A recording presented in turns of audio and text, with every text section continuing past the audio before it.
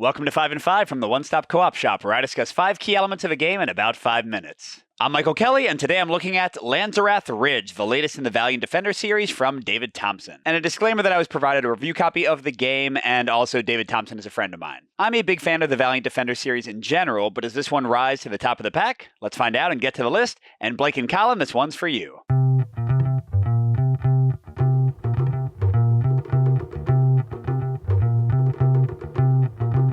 So my number 5 point for the game is a pro, and that's focused on the ways you can change up the game. First of all, the big one, this has been in every Valiant Defenders series game, is the decks of tactic cards, and you use a random assortment of these for each wave, and they'll change up how the enemies spawn, give you like different kind of challenges to overcome, and those are nice. They aren't going to like completely change the thrust of a game. Like they're not going to make machine guns for the enemies show up where they wouldn't otherwise, or make like the spawning change drastically, but they do give each game even more variety in how it plays out.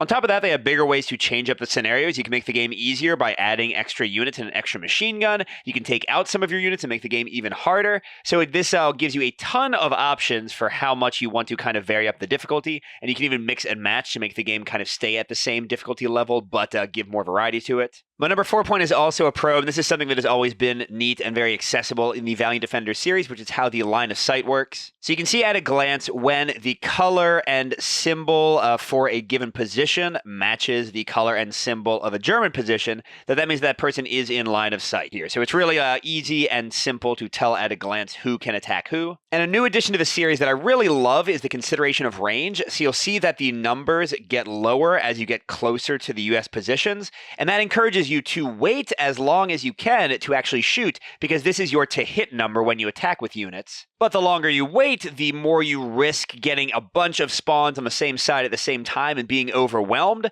So it's a nice kind of push your luck feeling and a great addition to the already awesome line of sight system in the game. But for my number 3, my only full-on con for the game, and that is the repetition of play. And this is something I've talked about for a lot of the Valiant Defender series. And the big culprit here are the decks of attacker cards, because the exact same mix of cards is in the exact same like round of the attack every time.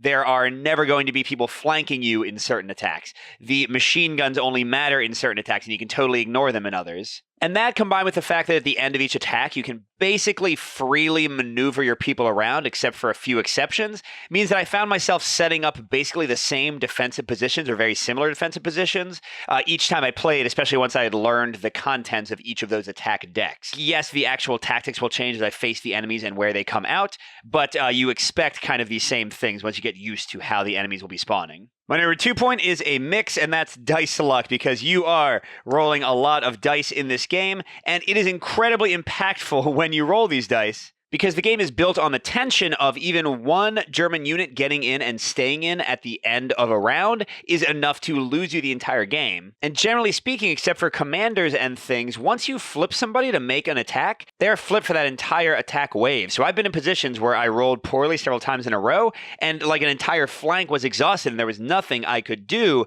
to prevent that sudden loss. Now, the game does have commanders to mitigate that somewhat. They have inspiring units that can give you bonus dice to make your attacks hit more. So I'm calling this a mix because I know it's going to bother some people, and it's even bothered me when the luck just really wasn't my way, and I just felt like I was totally hosed. But at the same time, it is one of the things that gives the game more of its legs and makes it consistently exciting. So I wouldn't have it any other way, but still a mix just because I know it's going to be the death of the game for some players. But I'm going to end on a full pro for number 1, which is the tension of short and long-term action goals. So as the game is playing, there are some things you want to be doing throughout. Like you want to get your intelligence officer to the radio to call in intelligence, which will give you a better score at the end, give you a better victory if you survive. You want to call in artillery to deal with the enemies. You want to move your units to be in the most advantageous position. But then you also want to be managing the short-term goal of not letting the Germans advance too far. You want to be shooting the machine guns sometimes, because otherwise they will long-term keep attacking you over and over again. But it can use a lot of your resources and you can miss. So you have these incredibly tough action decisions all the time. And in the later attack waves, you have to also also deal with these objectives, which again are like not immediately urgent, but if you let them sit, could punish you terribly, or at least lower your score a big way. And then I have to quickly mention my favorite thing in this kind of push your luck feel in the game are the machine guns. The way this works is totally different from any other game in the series. You can fire these machine guns, and you have like really strict ammo you're keeping track of, and they could just mow down like tons of enemy units, and you can keep on shooting, but if you shoot too much, you can overheat the gun and destroy it. If you run out of ammo too early, then you won't have it for later waves.